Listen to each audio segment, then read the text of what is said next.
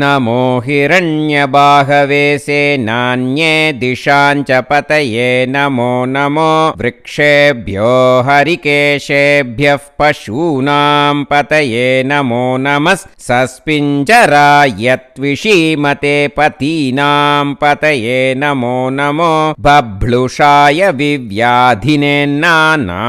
पतये नमो नमो हरिकेशायोपवीतिने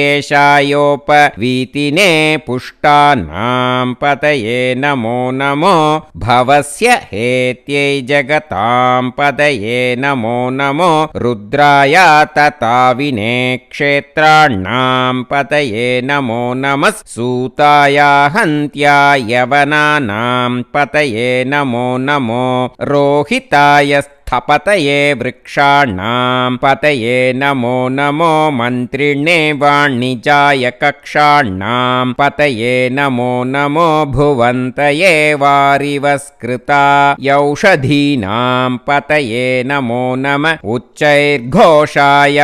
क्रन्दयते पत्तीनां पतये नमो नमः कृत्स्नवीताय धावते सत्त्वनां पतये नमः नमः सहमानाय।